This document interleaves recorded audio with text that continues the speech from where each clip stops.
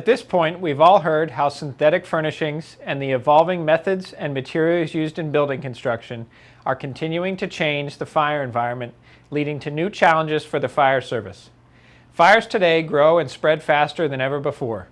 Where previously fires may have grown steadily from ignition to flashover and a fully developed state, today's fires are controlled by the amount of ventilation and oxygen available. As the fire grows rapidly, the available oxygen within the space is consumed and the fire transitions to an underventilated state, where the temperatures and pressures within the home begin to decline. This often occurs before the fire has ever even reached flashover. The available oxygen within homes today is often limited due to the construction practices which focus on energy efficiency, leading to tighter buildings and minimal leakage. Because of the lack of oxygen within the home, the fire is now starved for air, and any change in ventilation provides a new supply of oxygen, which can lead to rapid fire growth and minimal reaction time for firefighters. One of the consistent themes seen throughout the research to date is the concept that ventilation must be coordinated with suppression.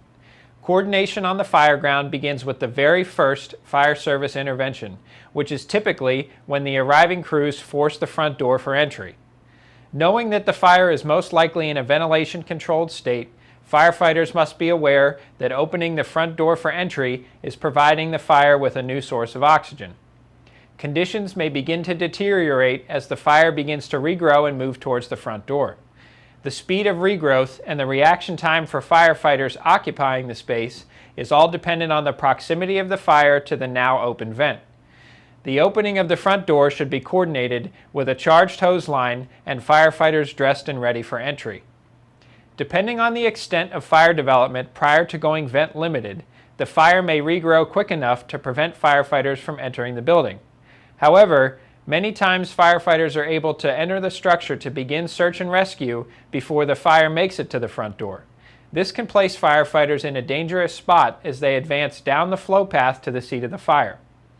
Firefighters should always be aware that once the front door has been opened, a new flow path has now been created and the fire will continue to grow and move towards this open, low-pressure vent until it's controlled via suppression.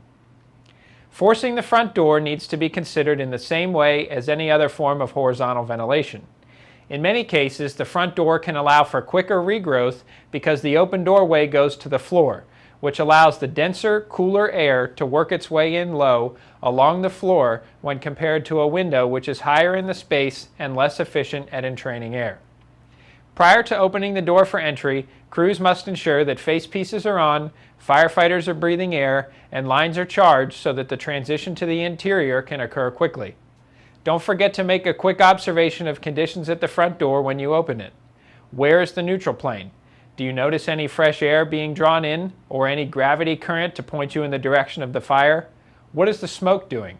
How about the color, density, and velocity?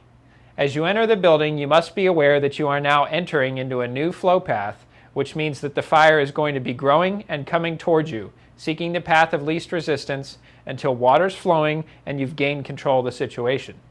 If the front door is open for firefighter entry, it's also open for air. Tactical discipline with forcible entry and coordination with suppression are key.